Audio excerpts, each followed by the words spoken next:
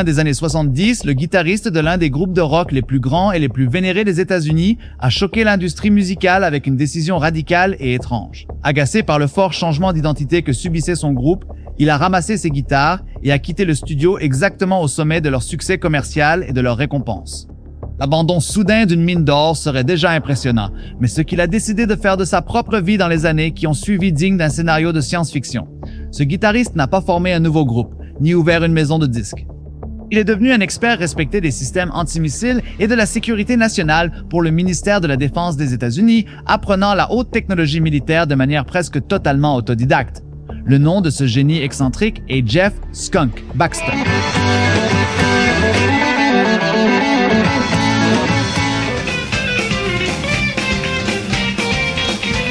Mais avant d'abandonner le navire de la musique pour étudier l'armement balistique, le groupe qui l'aidait à diriger a enregistré une chanson qui a changé les règles de la pop et défini le son de toute une génération. Pour comprendre comment un groupe de rock a été coupé en deux par son propre succès, il faut regarder les vitrines des disquaires en l'an 1978. Le monde était massivement dominé par la frénésie du disco. Les boules à facettes et les pantalons à pattes d'éléphant semblaient dicter que n'importe quel groupe devait vendre son âme à la musique disco ou être anéanti par le marché. Mais sur la côte ouest américaine ensoleillée, un son différent a été distillé en laboratoire.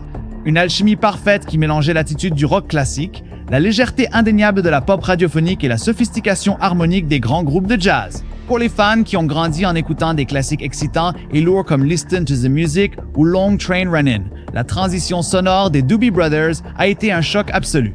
Ils avaient commencé les années 70 comme la véritable bande-son des motards américains, menée par la guitare et la voix énergique de Tom Johnston. Cependant, la vie sur la route fait payer un lourd tribut. En 1975, Johnston est tombé gravement malade et a été contraint d'abandonner une grande tournée à travers le pays. Le désespoir financier a frappé à la porte. Pour sauver les contrats et ne pas annuler les concerts, le groupe a dû recruter un remplaçant d'urgence. L'élu fut Michael McDonald, un claviériste et chanteur talentueux qui avait déjà travaillé dans les studios avec Steely Dan. Ce que le marché pensait n'être qu'un correctif temporaire a fini par modifier l'ADN du groupe pour toujours. McDonald a poussé le groupe vers une musicalité extrêmement raffinée, devenant l'une des figures les plus vitales du mouvement qui, des décennies plus tard, serait ironiquement baptisé yacht rock. Le joyau de la couronne de cette nouvelle ère a été poli sur l'album Minute by Minute, sorti en 78. Et le plus grand succès commercial de ce disque est né d'un partenariat monumental entre Michael McDonald et un jeune compositeur incroyablement talentueux nommé Kenny Loggins. L'alchimie créative entre les deux cette nuit-là fut si effrayante que Loggins a avoué à la presse avoir passé toute l'aube éveillée, consumé par l'adrénaline. Il savait qu'il venait de composer un chef-d'œuvre. Il tenait entre leurs mains le titre What a Fool Believed.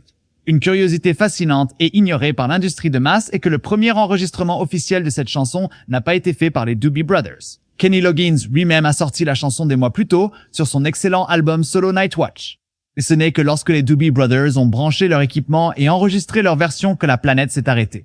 Le secret de cette domination ne résidait pas seulement dans les paroles, mais dans la prestation magnétique de Michael McDonald. Il a utilisé une technique vocale hypnotique, doublant les mots, retardant le temps vocal et chantant les couplets avec des inflexions qui s'entrelaçaient parfaitement avec le rythme syncopé des claviers. What a Fool Believes est l'un des plus grands loups déguisés en moutons de l'histoire de la radio. L'arrangement est si invitant et le rythme est si parfaitement conçu pour vous faire taper du pied que la grande majorité des auditeurs ne se sont jamais arrêtés pour analyser la tristesse déchirante cachée dans les paroles. Derrière le clavier brillant de McDonald, la chanson est une chronique douloureuse sur l'illusion, la romance et le déni de la réalité. Les paroles décrivent un homme pris au piège de la nostalgie, qui a passé des années à entretenir la flamme pour une femme de son passé. Lorsque le destin croise à nouveau leur chemin, il est prêt à reprendre la passion exactement là où il l'a laissée. Le coup dur est que, dans son esprit à elle, cette grande passion n'a jamais vraiment existé. Le protagoniste est ouvertement aveugle aux émotions réelles de la femme, forçant un souvenir sur un sort qui est déjà passé à autre chose. Dans le refrain, la chanson prononce la sentence finale et cruelle. Mais ce qu'un idiot croit voir, aucun homme sage n'a le pouvoir de l'en dissuader. C'est le récit parfait de cet instant désespéré où l'esprit humain préfère vivre dans un mensonge confortable plutôt que d'affronter l'humiliation de la fin. Cette tristesse poétique déguisée en musique pop sophistiquée a fait imploser les classements. Ramant à contre-courant du disco, le single a grimpé au sommet absolu et a atteint la première place du Billboard. L'impact culturel a été gravitationnel.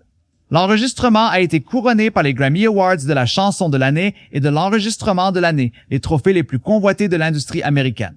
L'album Minute by Minute s'est également assuré la première place des ventes et a garanti la statuette de la meilleure performance vocale pop, devenant le disque le plus réussi de toute l'histoire du groupe. Cependant, les mathématiques cruelles du rock and roll nous montrent que l'ascension stratosphérique apporte fréquemment les germes de son propre effondrement créatif. Le succès écrasant de ce disque a marqué le début de la fin d'une formation légendaire. Le fort virage vers l'esthétique pop polie et commerciale a généré des frictions et de graves divisions internes.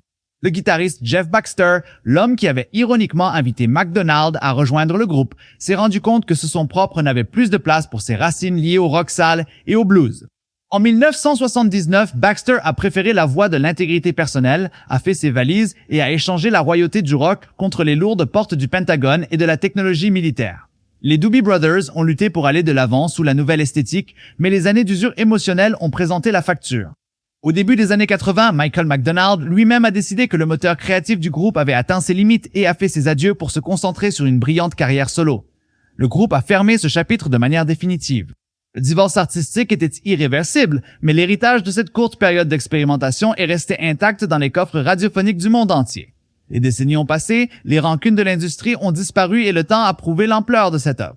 En l'an 2020, les Doobie Brothers ont finalement été immortalisés dans le très convoité Rock and Roll Hall of Fame. McDonald a retrouvé ses anciens partenaires pour la consécration, déclarant avec une gratitude sincère que cet honneur leur apportait plus d'émotion que de vieux hommes ne pouvaient en supporter. Une preuve flagrante que la réinvention coûte souvent l'unité, mais crée des œuvres qui survivent au temps lui-même. Cliquez sur la vidéo qui apparaît sur votre écran maintenant pour découvrir des secrets plus fascinants des coulisses de la musique. Notre voyage à travers ces légendes continue juste de l'autre côté. N'oubliez pas de confirmer votre abonnement à la chaîne Rock Doc, laissez votre j'aime et à très bientôt.